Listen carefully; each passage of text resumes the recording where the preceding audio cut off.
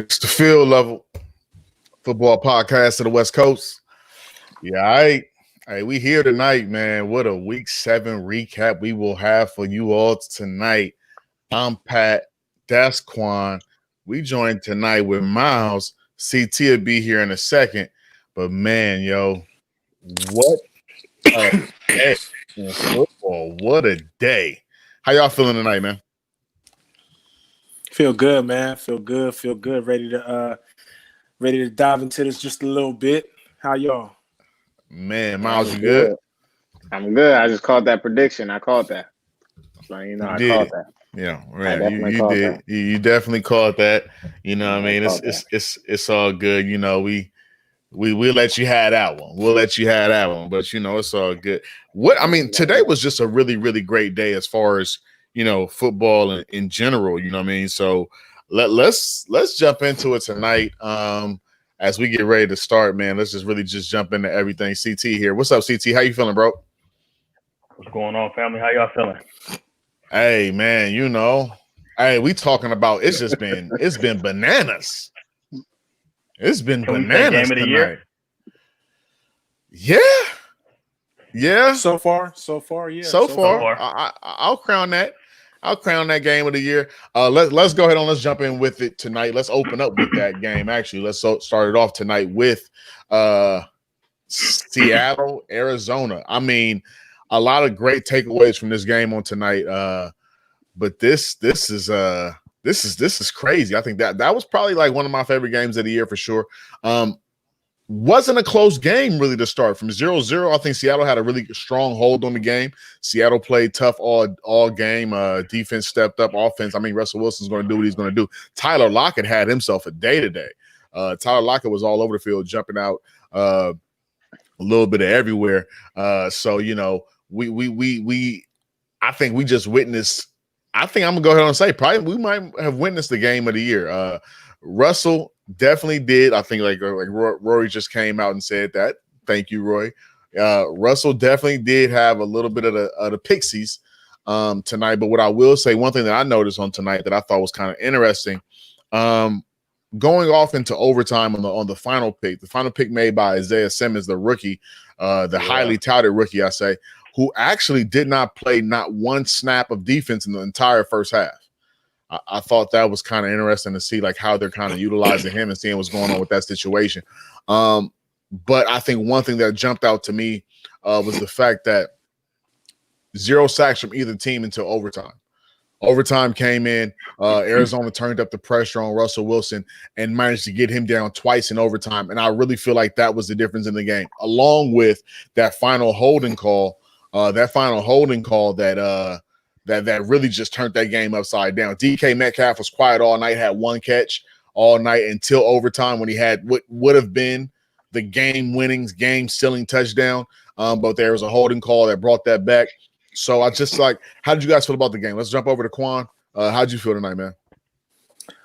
I felt the game was so important. You can never overlook division games.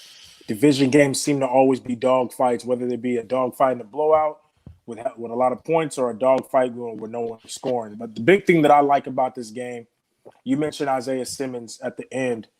I think there's two things going on with him. You have the reemergence of Hassan Reddick, who was a former first-round pick, and I think it took them a long time to figure out how to utilize him in their system.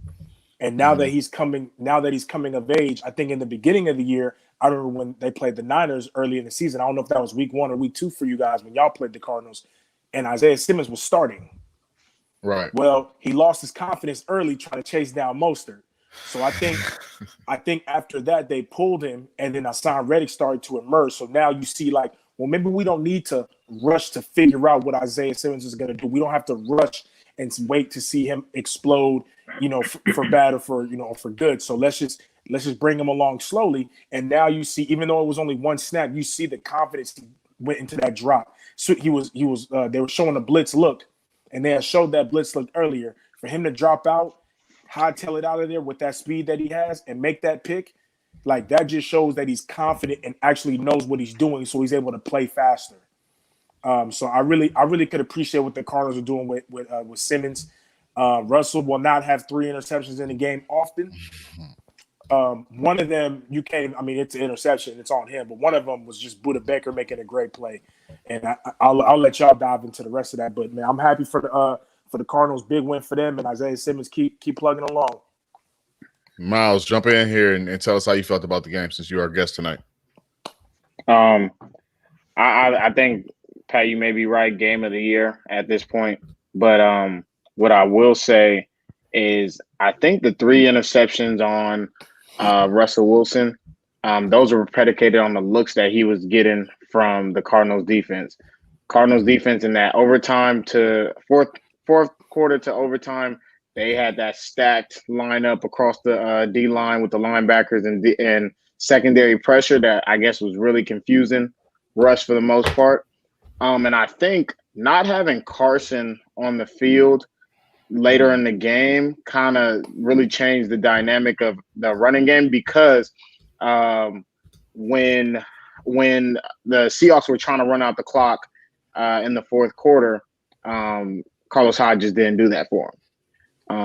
And with having a quarterback like Kyler Murray, he definitely is a quick shooter. You know, like doing the friggin' QB sneak or QB draws, if you would say, just in the middle of the field at any moment. That just makes it just that much harder to kind of stop him. And honestly, you kind of deal with Kyler Murray being the younger. It's almost like a younger Russell Wilson, but just more dynamic as far as speed. But they both can throw the ball very well. But like I said, I predicted the upset just because of the Seahawks defense is not what it used to be. It's not what it used to be at all. But yeah, that's what I took away. CT, follow us up, man. Clean up here for us, man. How'd you feel about it? Let's take this high level. I'm going to start with the second best quarterback in Texas Tech history, Cliff Kingsbury, head coach, Arizona Cardinals. Who's the first? He got to be Pat Mahomes, man. Man, Graham Harrell, man. Graham was there. Whoa. Wait a minute. We talking about ad tech. Cliff threw for 6,000 yards twice. I ain't mad at that. But great game plan, executing at a high level. Kyler played his butt off. You knew what you were going to get from D-Hop. Serviceable run game, complementary with what Kyler provides with the run game. Defense stepped up when you needed them to. They, there was firepower. It was going to go back and forth, and they held on. Game should have been over with that field goal, to be honest. But, timeout, management of the clock, I was like, this is a young team. That's a mistake that a young team would make. But to have the heart that they had to continue to just be resilient, and Kyler's different, man. His mentality is not of a rookie, of somebody who's a young quarterback. He's somebody that feels like he just comes off like he's been there. He just understands, and he just delivers. And just taking it all in, I was just like, damn, they're not going to lose this game. They're either going to tie or they're going to win it. And it was just one of them things. And I was either way, I was like, either win or tie. Just don't let Seattle win. I was low key hoping that Arizona would lose just so we wouldn't be at the bottom of the division by ourselves. But that was just a random thought. Never mind. Nah, we need the humble pie, bro. But just remarkable. And then Russell still giving his his team an opportunity to win.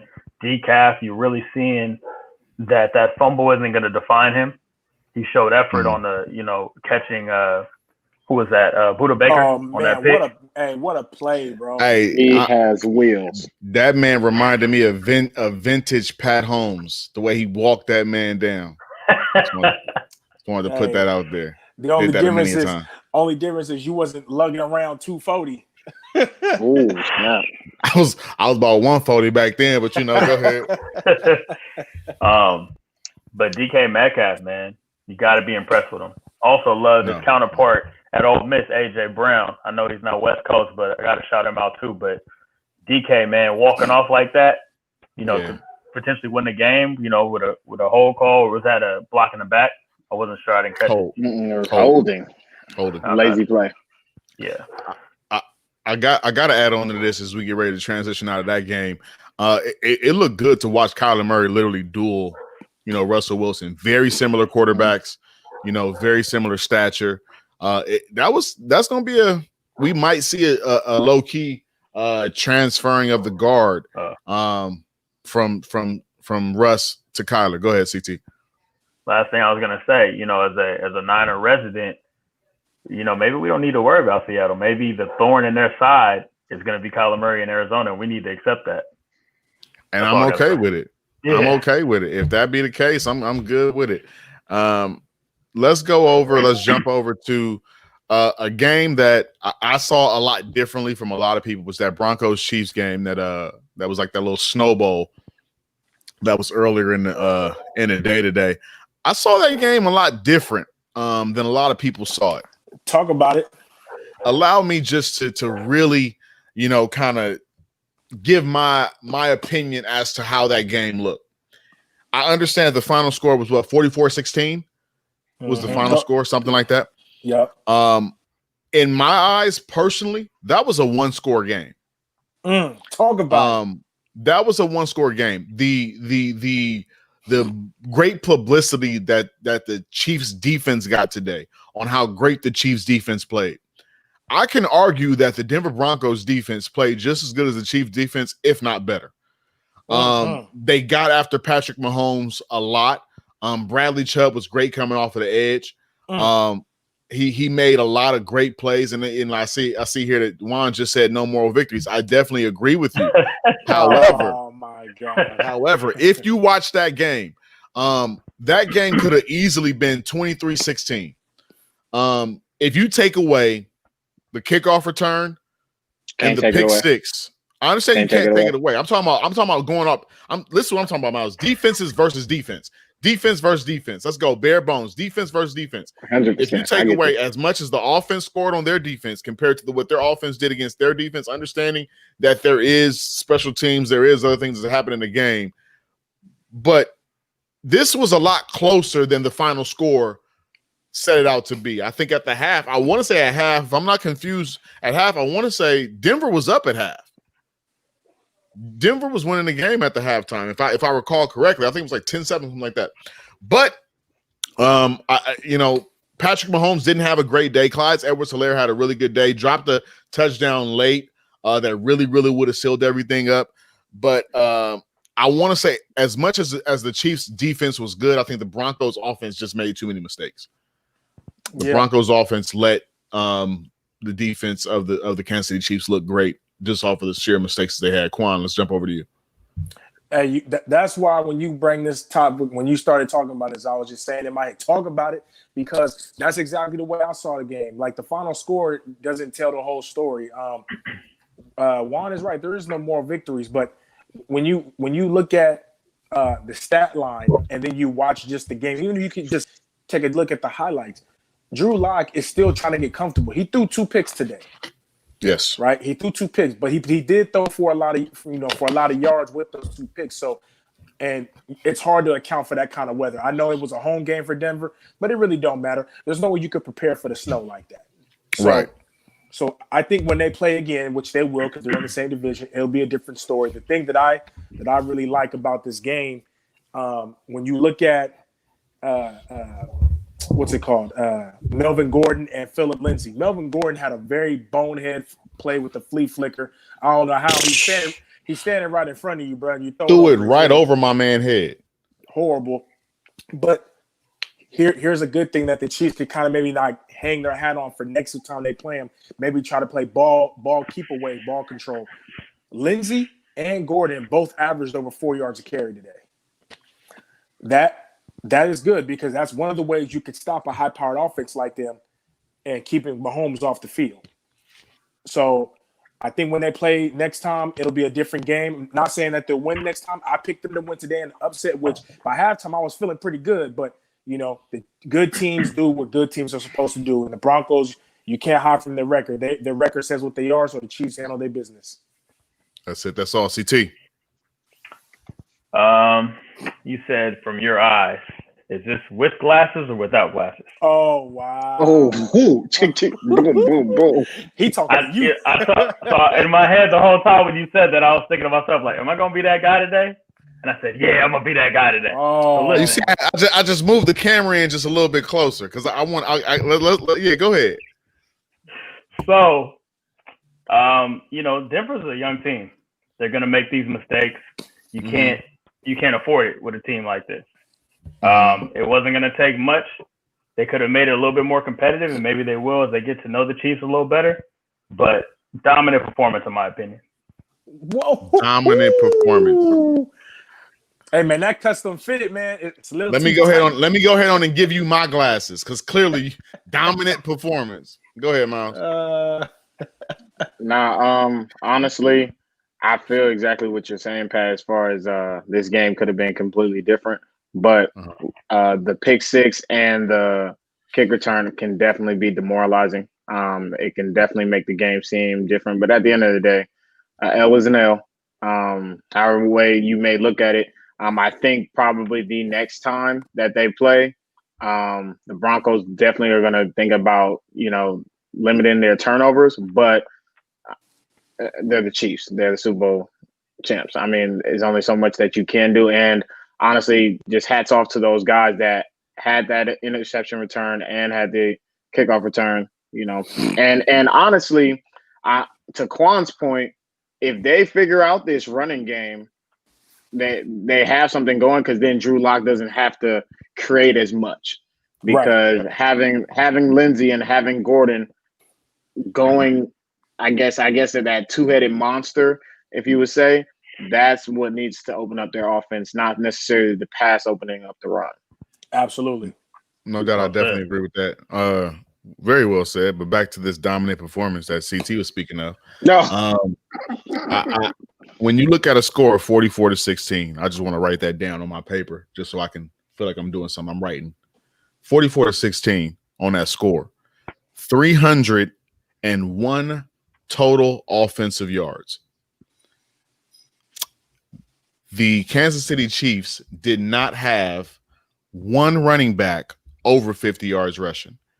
Kansas City Chiefs star quarterback Patrick Mahomes passed for a measly, in his eyes, 15 of 23, 200 yards, one touchdown, and was sacked 3 times. If that's dominating, I'll take team dominance. Team. So let me focus up my camera, make sure it's lined up right. I'm a dark-skinned cat, so make sure the light reflects me well. Check this out. Turn on the lights. So we've all played the game here. We've all Your had lights not on, CT. Your lights not on. Turn the lights on. But you can hear me though. So we've all played the game. Have you ever had a devastating loss and a great victory? And what I mean by that is, think about that. Yes, they didn't have a great total yardage as a team, right? But there was a bunch of turnovers, so maybe they had short yards. Maybe they didn't have to go that far to score. It's a whole bunch of different factors that, tie into that. So, at the end of the day, let's say you rushed for 3 rushing touchdowns and you only did it at the goal line. Did you have a bad day? You're not going to have the yards, but you dang sure scored. I'll let you have it. You saw one game, I saw another game. At the end of the day, they won. The Broncos lost, but I feel like we need to put a little bit more respect on the Broncos' name just at the way that they played the game. Played the game. L is an L, but the way that they played that game, I got to have a little more respect for them in that game. I agree. And the direction that they're going. Next game on the docket, 49ers versus the Patriots. Hey. Man, mess me up. Okay, let's talk about this. Let's go. It's on you, Quan. Hop on. Hey, Cam. Cam. Come on, man. You know it. Cam out there looking like, okay, I'm not going to be disrespectful because that's my line. Real quick, I want to shout out to our guys, all our fans watching. Correct me if I'm wrong, y'all. Is Cam looks like the Cam when he was unhealthy, trying to gut it out. He's throwing too much off his back foot. He's trying to use his arm for every throw instead of using his base and his hips to make throws. I know Juan can speak to this. You know, you can't just use your arm throwing. You're gonna throw it out, and that's kind of what he did. He's not throwing with conviction. I don't think he's seeing the field the right way. And he's not playing well. And we can call it, well, they were getting blown out. No, he got benched. He got benched. He should have got benched at halftime. So wait, Right. bench like Jimmy G style, or he got got benched. benched. No. Okay. He got benched. Jimmy G got benched, but there's an asterisk on his bench because Jimmy really shouldn't have been playing anyway because he was hurt. So there's an asterisk on his benching. Cam just got benched. And he got benched for Stidham, who I think knows the offense better. He's been there for a year. Now, Stidham obviously threw a pick just like Cam been throwing picks. But I think Stidham at this point, the conversation can be had. He's giving him a better chance to win. Or at least your allergies don't like you. Your allergies don't like you. Your allergies don't like you. Listen. I got 1 point, and then I'm gonna pass it to whoever's gonna go next. I'll let you say it. I say that because in the 2 games that the Patriots won, what was Cam's greatest asset? Running the ball. Right. Stidham doesn't do that. But now when teams start to game plan for you, like, well, look, if Cam gonna beat us, he's gonna have to beat us with his arm. And the last 2 games he's played, he can't do it. And now when you see him playing now, like I mentioned, his mechanics are all off. He's throwing off his back foot. He's using his all arm, and he can't do it. So I don't think that's fair to say as far as Stidham coming in, because the Patriots don't have skill positions. It's like, my God, they are terrible. But nobody was saying that when they won their first 2 games, though. Nobody was saying that. I still felt that way. You may have felt it, but nobody was saying it though. Bird, Edelman, Edelman's a shell of himself. Bird is not that great. N'Keal Harry, I've never been high on. Burkhead is like getting old. They don't have Izzo at tight end. They just don't have anybody. Miles, I'll let you. When you're done, Quan, I'll let Miles go as the 2 non-Niners. No. Go ahead. Mees, go ahead. I'm going to jump back in after everybody circle the wagon. Go ahead. As the non-Niner, go ahead. No, honestly, I made the prediction that the Patriots were almost going to not even score a point. Those 2 field goals were just to get on the board. But honestly, the Patriots offense is terrible. They are terrible. Week 1 and week 2, Quan, you're still figuring out where Cam fits in with the Patriots. So other teams are game planning against them like how they would in Carolina, where he had actually more talent there. You get what I'm saying? But now that he's for the Patriots, you got your running backs, Burkhead, Harris. Like, who are these guys? Burkhead ain't no skill. Don't do that. Listen, Quan, none of their skill guys will ever be a Pro Bowler, ever be an All-Pro. Edelman is great in the playoffs. In the regular season, his stats are terrible. Terrible. Sony ain't bad though. Honestly, Sony ain't playing. Sony ain't playing. That's what I'm trying to. That's what I'm trying to make you understand is that I seen this coming a mile away. The Niners defense was going to come out ready to play. Their offense was going to be just good, just great enough. I mean, Wilson definitely surprised the mess out of me, even though it took away from McKinnon in my fantasy, but it's fine. We've been trying to tell y'all about Jeff Wilson. But like I said again, I think Cam actually needs more talent around him to make him shine because all you have to do is start stacking the box against this guy. That's all you have to do.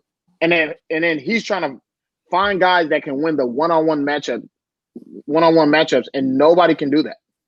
Nobody, Quan. All right. Yeah, they don't have a receiver to win. They don't have them. Any one-on-one matchups. I just have to say, can we officially say Fred Warner's the best linebacker in football? Oh, without a doubt. Yeah. I really want to say that. I think one thing I will say, and I think that Juan kind of even alluded to this earlier. Kyle Shanahan, these last 2 games, he been in his bag, bro. That play calling over the last 2 games has been immaculate. And I think one thing that the 49ers possess, and I'm kind of scared to see, what's going on with Debo and how he'll be and figuring out if that's a hamstring issue. I didn't really see a hamstring. He kind of like grabbed at his quad. But it's the way his play calling has been, you can't really scheme as a defense to really shut down what he does because there's so many different factors that he's using in that offense to really make it pop, right? You have Debo going around, on the end arounds. You have, Ayuk on the end arounds. Then you're having Jeff Wilson hit it up the gut. Then you're having Kittle over the middle. Then you having, today, Kyle Juszczyk going crazy. Before you possibly have to step away, CT, let's just touch on that game. How do you like what's going on with the 49ers and the Patriots today? Yeah, I know it was a victory, but I wasn't that happy, to be honest. I thought Jimmy pressed too much. I thought his decision making, some of the throws he made it bothered me. Unnecessary. I think they were going for the jugular a little too much. Like, hey, you got the game in hand early. You don't need to overdo it. You also don't need to put yourself in a position where somebody or yourself could get hurt. And I felt like we kind of got away from that in the first half, and that was extremely frustrating. What have we said about Jeff Wilson Jr., a.k.a. Hefe? That dude's a baller. That's a 4th-string running back that plays like a number 1 sometimes. In this scheme, just to be fair, I don't know how he'd fare in other schemes, but he's a really good running back to me. And I'm glad that he got his opportunity. It seems like every time he's active, he scores a touchdown at least. If you get him close, he's gonna score. So very happy with his performance. Sad that he got hurt. These high ankle sprains are the new Achilles for us, new ACLs, I guess. So, we got to see how that plays out. Kittle's amazing. Always has been, always will be. When you use Juice effectively, I think he's fresher now because they tried to use him quite a bit last year and he kind of was getting banged up. This year, they've used him sparingly, and I felt like it's been more effective for him. So it was good to see him play well. Defensively, I just love that you feel better about who's out there right now. With Greenlaw, with Warner, with the defensive backs. We didn't have 2 starters, with Jimmy and Tart out, but felt good about it. Moore can play. Harris can play. So I just like how cohesive this unit felt today. And I know Cam wasn't at his best. I don't know if it's his shoulder or something, but there's definitely less zip on his football that I noticed. And again, he doesn't have a lot of weapons around him, but he had a couple of years in Carolina like that too. So I know they're counting on him to kind of figure it out. But can he still do that at this point in his career? And that's really what the question for this season is going to be in regards to him getting, a new contract of some sort. Yeah, no doubt about that. I just wanted to say to you, CT, not top of the hill, but right over by Bank of America in Daly City where that Wendy's is. You know what I'm talking about? Wendy's, Bank of America, across the street is Walgreens. Right over there, you got the little chicken coop spot. And then next to that, it's my eye doctor, Clear Vision Eye Care. Okay. I want you to roll over there, holla at Dr. K, tell him Pat sent you. Because even like Juan said, my guy Jimmy started out 9 of 9. And the running game dominated. He had one back throw to Kittle. I understand you expect or you want to see a little bit more. You feel like he was pressing. I love you as a brother. As much as I can love another man, I love you. But yeah, I totally disagree. I think that Jimmy G played a really, really solid game today. Jimmy G missed on 5 throws. He was 20 of 25 today for 277 yards. 2 interceptions. One of the interceptions was I'll give to him high throw over across the middle to Kittle. High got picked off by McCourty. The other one was a tip joint. So I didn't really give that one to him. But I think that one thing that I saw, which was really, really great, is that you touched to this point, CT. Not many teams have running backs that can come in and dominate, right? Raheem Mostert goes down, the sky doesn't fall because there's another guy behind him and Jeff Wilson Jr. who can come in. Jeff Wilson had 92 yards in the first half, 92 yards, 2 touchdowns in the first half, finished the game with 3 touchdowns. And even with him going down, sky's not falling for me. Why? Because I have McHasty. And I think McHasty, honestly, is going to be just as good, or if not, providing another dynamic to the offense that we didn't have even with Jeff Wilson Jr. That offense that offense did what it's supposed to do. It attacked the Patriots on the outside, on the edges, controlled the blocking game. That's what, it impressed me to see how Juszczyk was blocking, how George Kittle was blocking. Our line has done a whole 180 compared to what they were doing the first couple games. I think it was just a situation where you had a bunch of individuals that really had to gel together as a cohesive unit, and we're starting to see that. When it comes to the defense, honestly, it puts me in a place where I'm like, when Quan Alexander's healthy, I don't want him, I can't take Greenlaw off the field. I won't take because Greenlaw is balling, and he showed this at the end of last year. You know what I mean? He came out and did what he's supposed to do at the end of last year. I don't see a situation where you literally grab that guy off of the field and put back Quan Alexander when Greenlaw, honestly, in all actuality, right now is outplaying him. I think it was another testament to what you said earlier. You have Tavarius Moore, and Marcel Harris, who came in, and honestly, it was the deep end to Bird across the middle when Verrett was covering him. That was a safety issue, but outside of that, they played solid. They did a lot of good stuff, especially Moore. Moore was flying down in the run game, and if you look at Moore's frame, he's a frail guy. So to see him coming up and coming up in run support like that was very impressive. One thing I will say is we haven't touched on it. Brandon Ayuk, 6 catches, 115 yards today. He's a player. That's what they want him to do. The kid went off. It was that company with how Debo finishes runs. When Debo finishes a run, it's so it's just a morale booster because you're getting ran over. Even if you make the tackle, he's falling forward or you're feeling it. That was huge. Juan said, as a fan, I'm happy to see the O-line coaching and secondary stepping up the areas that cost us 2 games. I think that really did cost us 2 games, and to see that O-line really starting to gel, looking really, really well. And I said this last week, it's amazing to me how inserting Emmanuel Mosley changes the complete climate of that secondary. It's a whole new secondary with him in it. And I also want to give kudos. Jamar Taylor. This is a guy who even Kyle Shanahan himself said in camp it was hard to cut him because he was balling out. Well, he got cut, comes back in place of arguably the best nickel slot corner in the league in Quan Williams, and he's doing his thing. He had 2 picks today. Yeah, this is why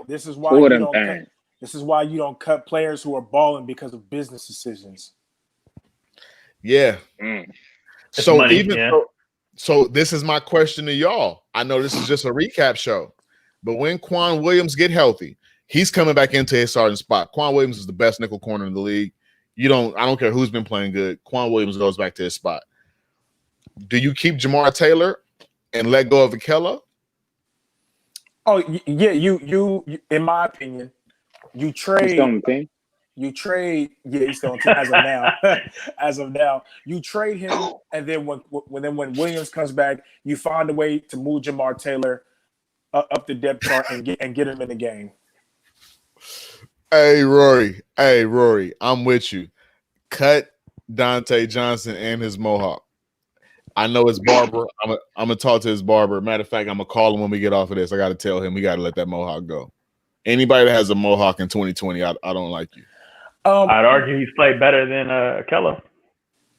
You can't argue that fact. You can't argue that, and I wouldn't be mad about that. How many snaps do these guys get? Kello actually, if you guys watch the game, Kello actually played in the slot a little bit today.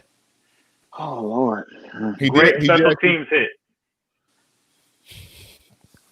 He did make a play on special teams.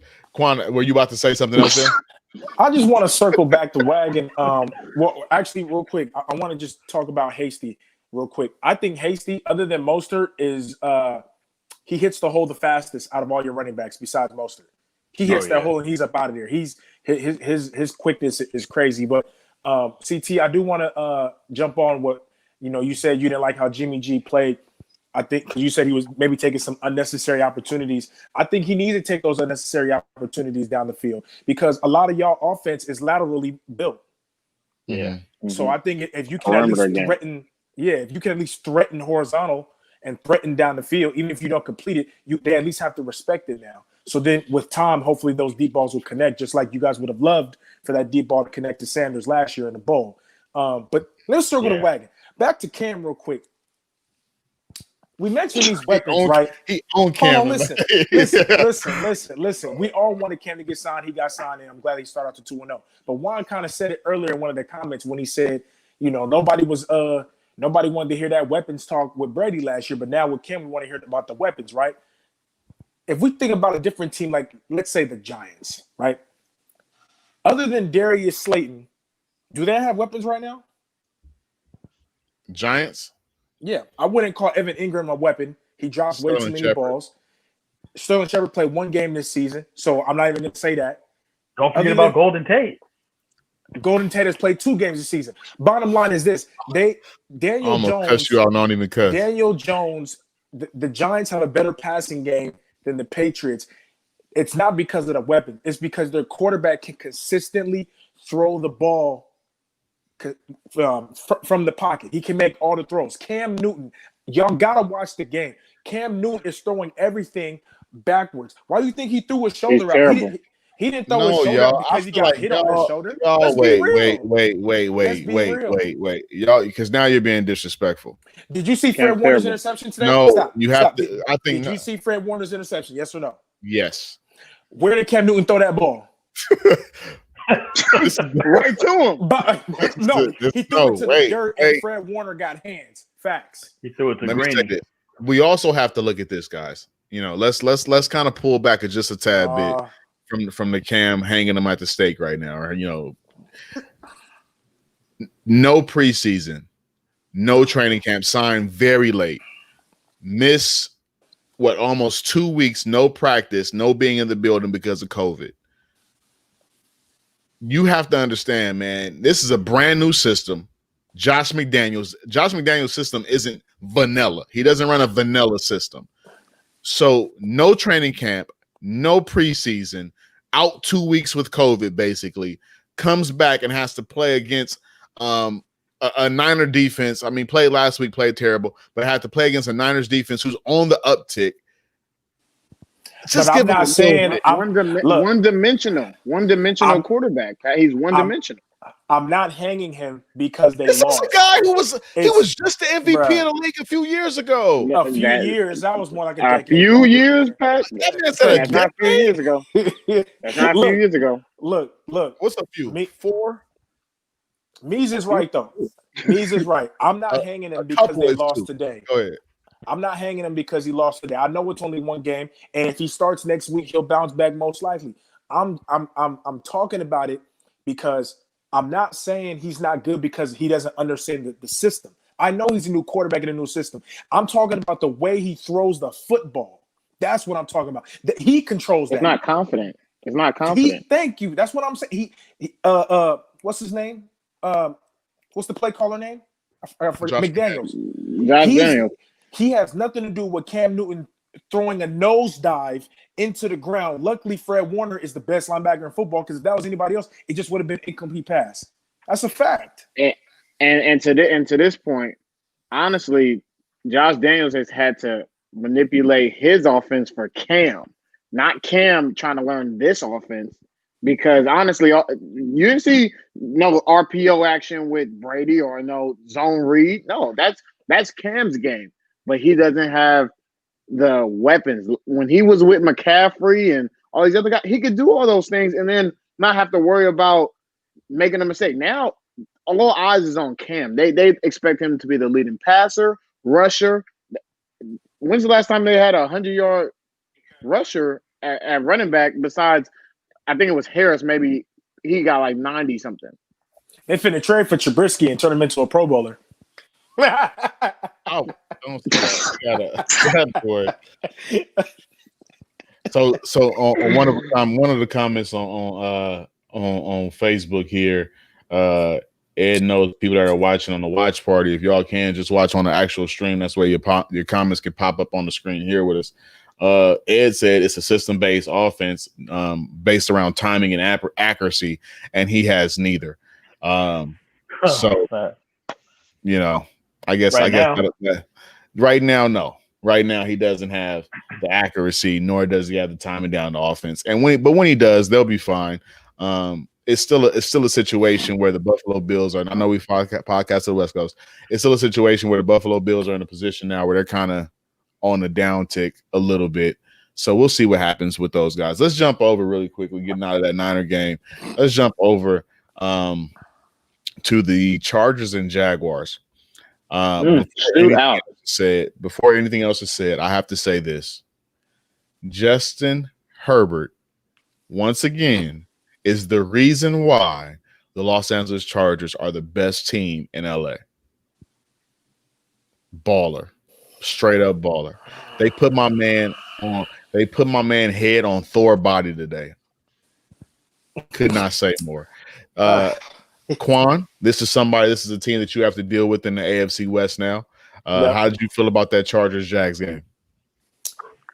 Herbert's amazing. One thing I found out today, I did not know how deep, or it seems to be how deep the Chargers tight end room is. I thought it was just Hunter Henry. Virgil Green is stepping up. Virgil Green, at the end of the game. He's playing very, very well.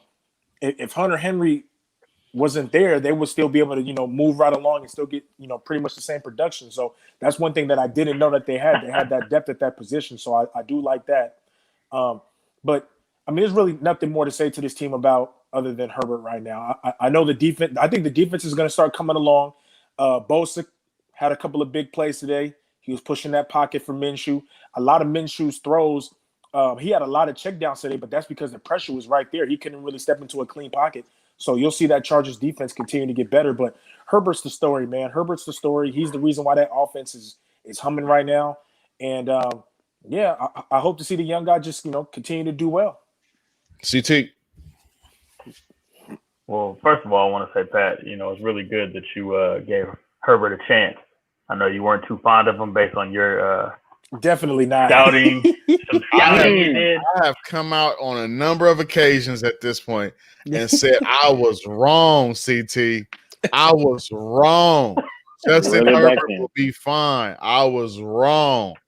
That's why we needed to talk about that, because the last few weeks you've been Herbert. I've just been like, man, I remember a time. He said them was jokes. I was joking with y'all.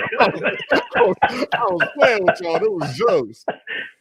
I like the Chargers, man. I like that Herbert, he's not doing anything that he can't do, man. He's hitting Keenan Allen. He's using his weapons to the best of his ability. His running ability is a little bit more surprising to me than I even imagined. These young mobile quarterbacks, man, they're showing that they can really move. So really happy with that defensively. Like Quan said, I think they're going to come along and actually be pretty solid over the next few years. Couple pieces they need to grab, but overall, this looks like a solid team, and I think they need to continue to allow Anthony Lynn to really build the culture there, because I feel like they're building something pretty good. Yeah, I don't know what's going on. I don't know if it's like a hurricane over by y'all house, but right now I got like a hurricane outside. If y'all see me look to the right, it's windy everywhere. It's windy out here. It's like a hurricane out there. Miles, how you feel about what happened today, man? Honestly, I'm with Quan and CT as far as what Herbert is doing, and you, Pat. But honestly, Herbert can throw the ball so well off his back foot with pressure in his face. It's crazy. And like the ball's on the money every time he throws off his back foot. And honestly, he can just shoot out with the best of them, because I mean, quite as it's kept, even though Gardner, the Jags may be struggling, he can shoot out with a lot of the best ones too. So I knew it was going to be a shootout of a game. But what I will say is the Chargers defense, for them to have two of the best pass rushers in the AFC, they still give up too many points. They give up too many points on defense. No, I Like agree. Right. that's like Herbert shouldn't have to always have to bring them through the game. And I mean, they're down a running back, but that defense has to figure it out with two pass rushers on both sides. Your secondary has to figure it out. Like like if I'm a cornerback, if I know I got a bad D line or they can get pressure, I'm gonna keep my eyes on the QB a little bit so I can maybe steal some picks. Oh But yeah.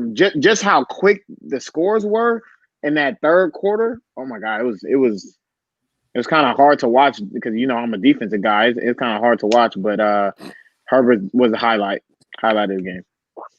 No doubt about it.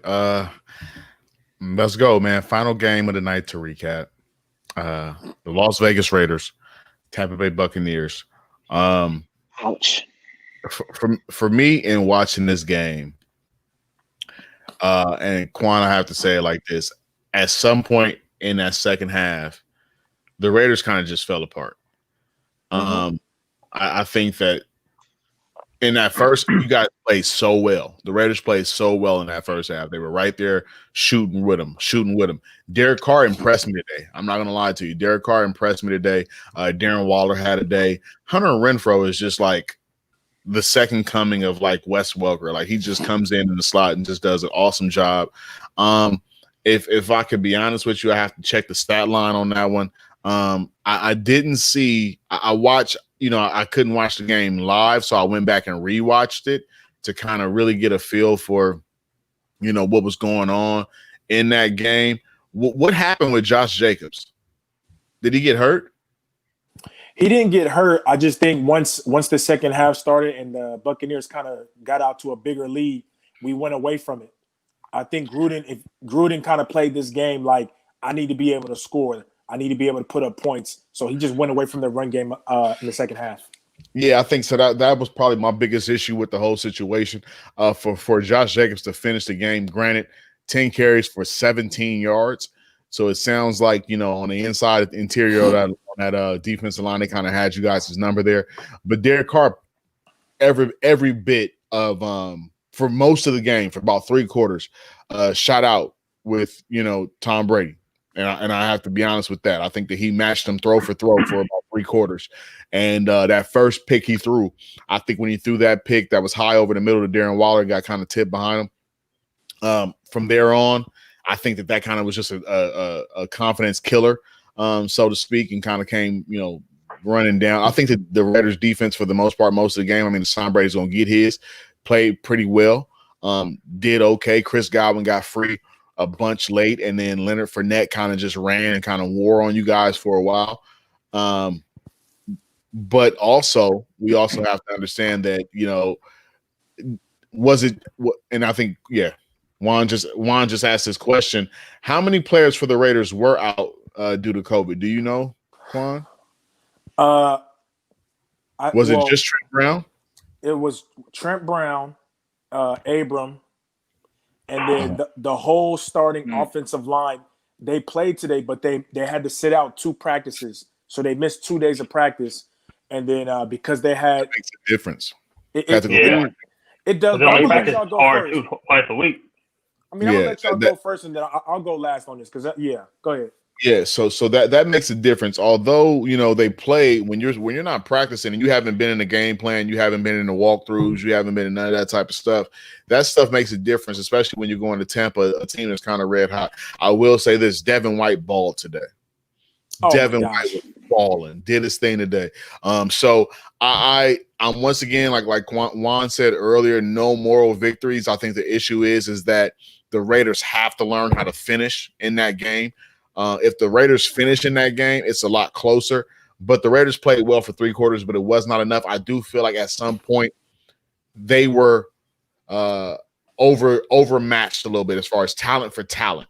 I think that the Tampa Bay Buccaneers kind of just pushed in that regard. So, Quan, I'm gonna let you go last on this particular subject. Miles, I'm gonna jump it over to you.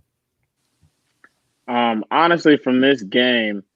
One, I have to give out credit to Derek Carr. I was actually watching the game live, and I think they said Derek Carr for the last, I want to say 5 weeks or so, his QBR has been near 100 every single time. So like he's been being productive. He's been being very productive.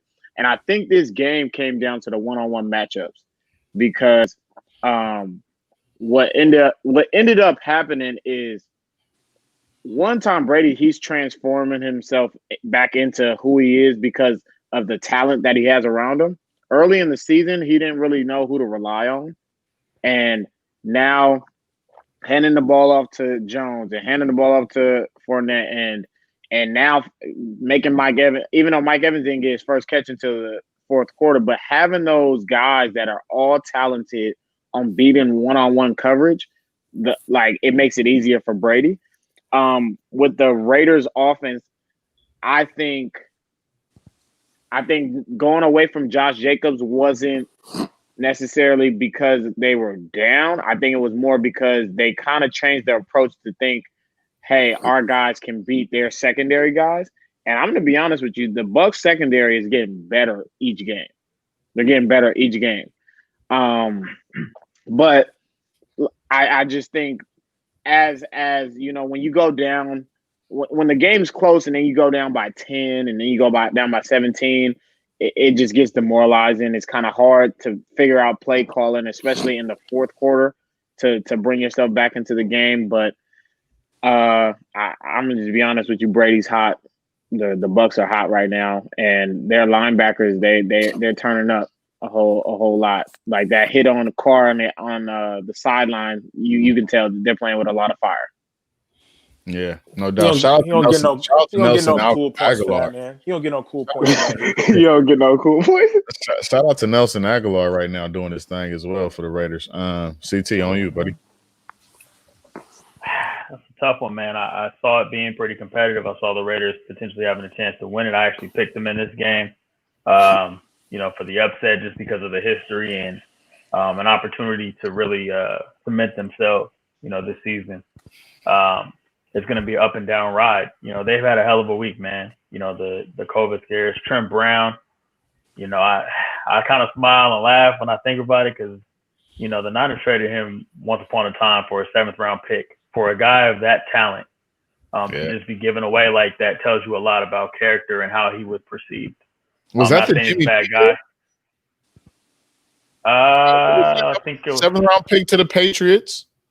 Maybe. I think that was a Jimmy. Look that up. I thought it was separate, but it could be. It might as well have been. It's unfortunate, man, to have a scare that your whole offensive line is not going to be available. Abrams, your safety, man, your dark horse in the back. Not being able to utilize Josh Jacobs, in a way that's going to support you guys. I mean, their D-line in Tampa Bay is awesome right now, to be completely honest. But, they essentially lost their identity right after that.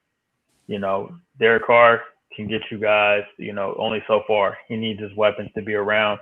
They weren't able to really utilize Ruggs that right way. You guys still got to figure out and add some more depth and continue to grow. It's just one of them growing pains losses that teams on the come up are usually going through. I'm being very kind to the Raiders, but I've never been a huge fan.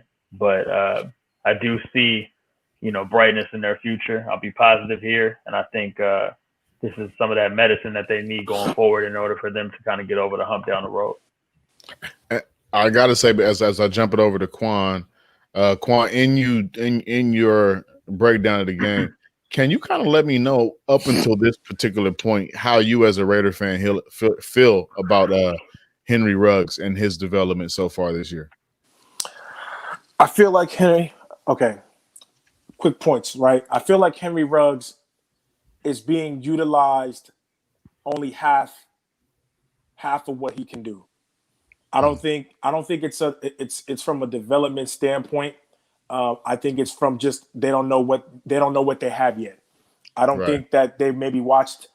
I don't want to insult nobody's intelligence here, but I don't know if they watched a lot of film when it came to drafting Ruggs, other than just he was just the fastest guy on the board, and Gruden knew that he needed speed to match Kansas City because that's what he said when he drafted him. He's like, I need my Tyreek Hill, and I think I got it. But you're not using him like these teams use their quick guys. Like, for instance, I haven't seen one screen ran to Henry Ruggs all year.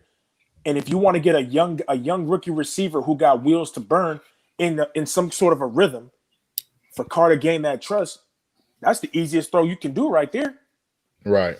I see no screens. I see no bubble screens.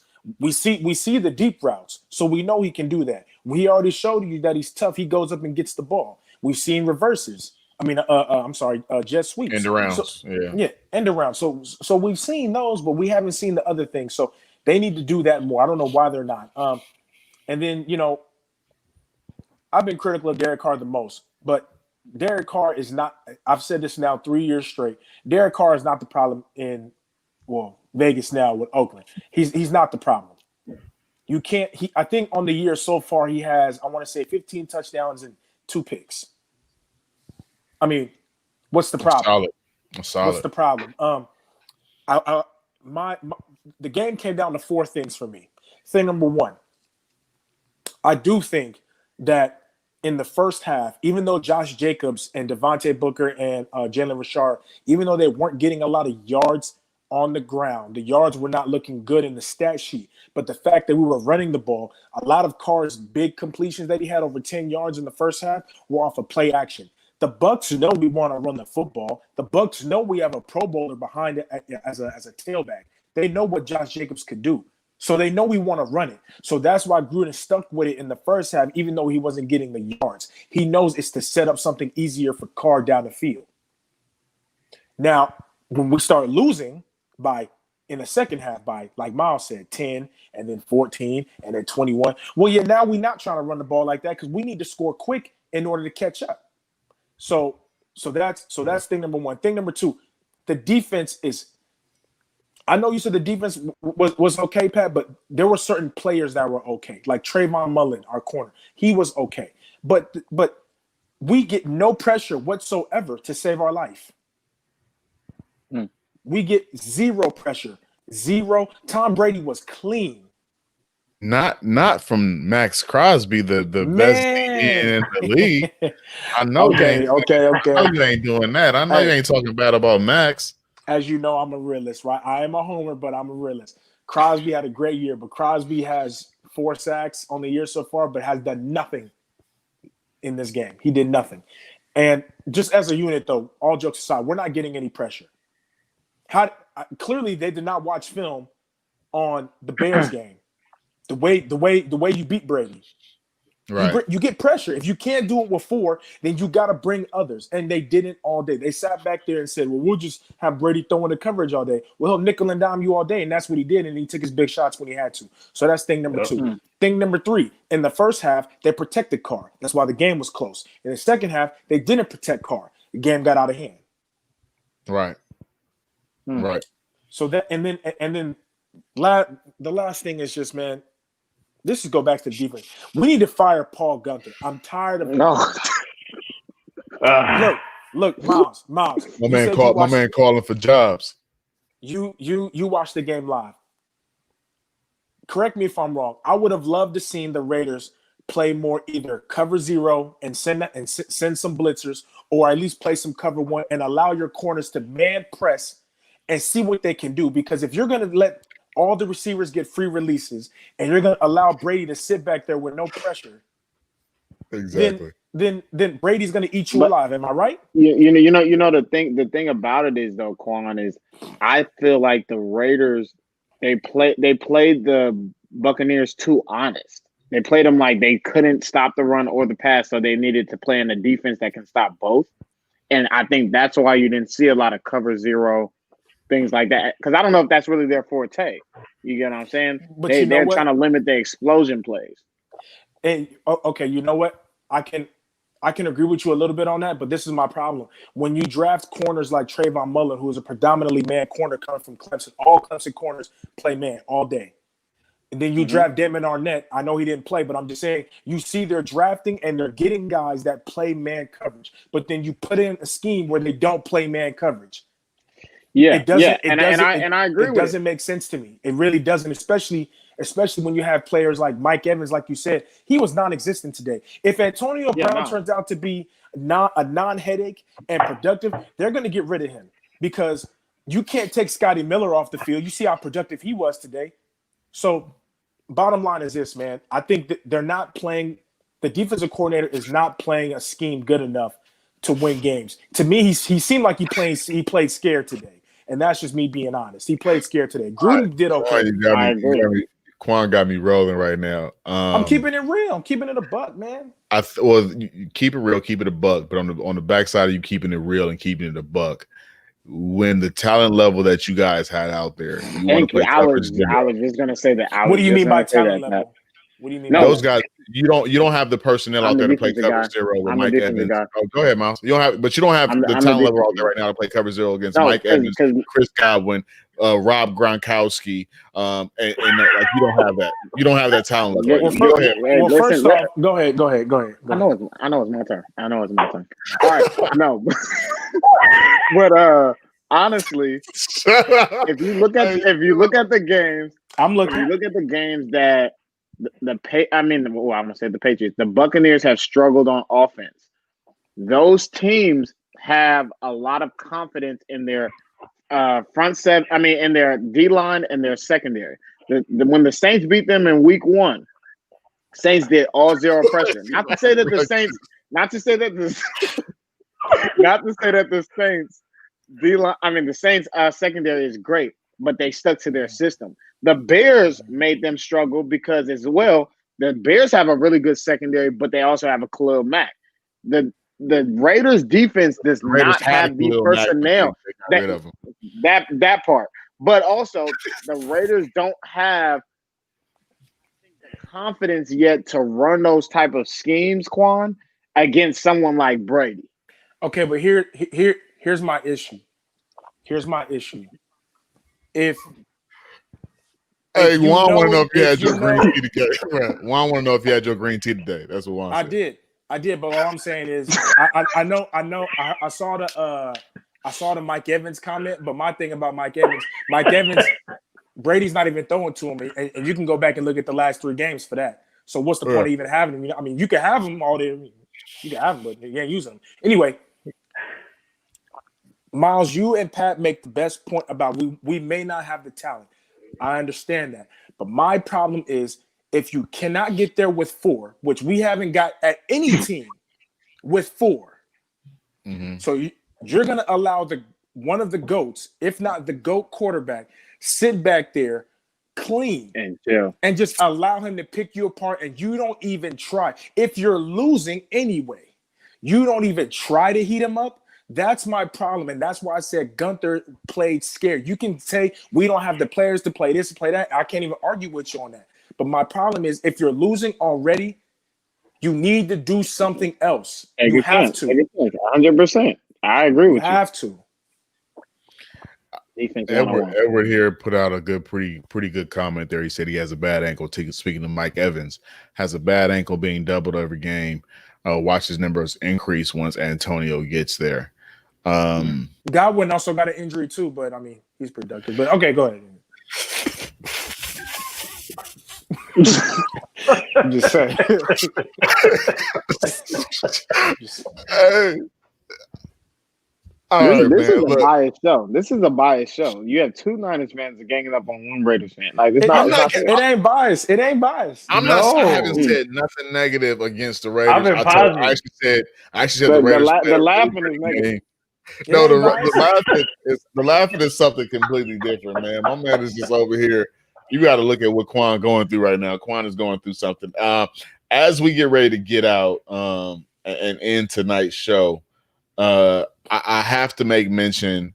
I would not be a 49er fan. I would not be a West Coast football homer. Not to make mention that it very well could be that the Dallas Cowboys are the worst team in the NFL. Yo, did you hear what the coach said? Did you hear what the coach said today? I didn't. About he said basically, in lack of better words, he said his team was a bunch of punks. They were soft. They were soft because when Andy Dalton got put out the game on that cheap shot, nobody did nothing. Nobody did nothing. He said something like, I thought, a good team of leaders or a good team of good character, they don't do that. They soft, man.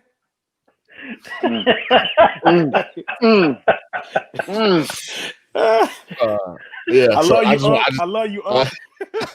just had to throw that out there, man. Put that out in the atmosphere. It very well be that the Dallas Cowboys might start a 7th round pick. They're gonna get Trevor Lawrence. They might start a 7th round pick this next game from James Madison. The guy was a rookie 7th round out of James Madison that they signed or that they drafted this year in the draft. And they're gonna go get Trevor Lawrence. If they do, they may not win another game the rest of the season. That's fair. They're gonna sign Kaepernick. and With the defense that they have, they may not win another game.